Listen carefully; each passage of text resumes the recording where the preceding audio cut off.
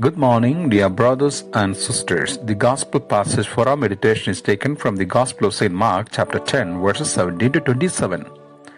As Jesus was setting out on a journey, a man ran up, knelt down before him, and asked him, "Good teacher, what must I do to inherit eternal life?"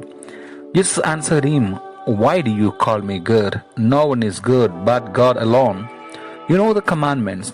You shall not kill, you shall not commit adultery, you shall not steal, you shall not bear false witness, you shall not defraud, honor your father and your mother."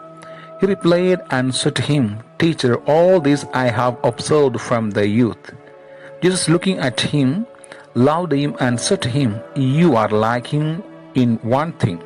Go, sell what you have and give to the poor, and you will have treasure in heaven. Then come, follow me."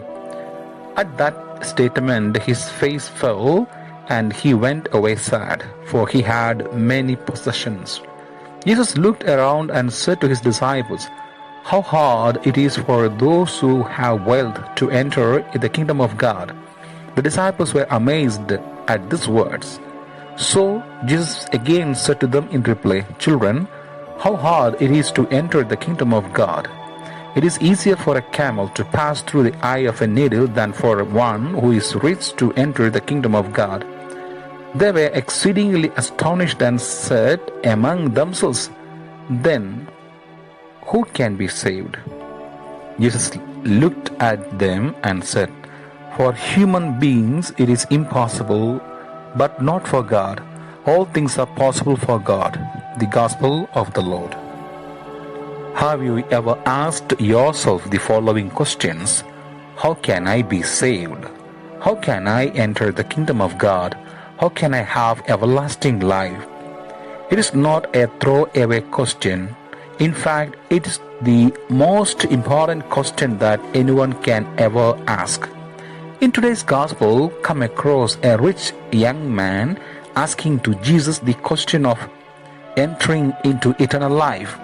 If we bring together the descriptions of the gospel writers, we see this man as rich young ruler. He is a man who seems to have some status and means, and yet he does something we may not expect of a rich man to do. He runs to Jesus and humbles himself before him. The young rich man considers himself to be a person of great integrity. For him to address Jesus as a good person shows his inner self as good person. He wanted to reach the perfection of God through self-righteousness and religion. Jesus points to the man the nature and character of God, in particular his goodness and holiness.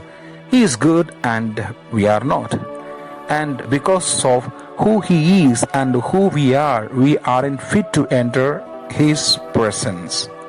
After pointing to the character of God, Jesus then turns to the standard of God, the law of God found in the Ten Commandments. This was the beginning of Jesus helping the man to consider his position before God, the Almighty Father. Like many faithful Jewish men, the rich young ruler was glad to enter into a conversation about the law. From his perspective, a view of the law focused on outward actions. He had kept the law and met the standard of God. Jesus is looking at a man who, like all of us, is a sinner. He is a man who has spent his life trying to please God, trying to earn God's favor, and who is self-deceived. And yet Mark says that Jesus loved him. Jesus is compassionate toward the sinful and the self-aligned. This is good news. Jesus loves sinners. The call is to follow Jesus. And in this man's case, there was one thing keeping him from truly following his riches. This is a personalized command. Jesus says, "Get rid of all the things that you trust in more than me, so that you can follow me. Give your treasures to Jesus to be a true disciple." May Almighty God bless you in the name of the Father, and of the Son, and of the Holy Spirit. Amen.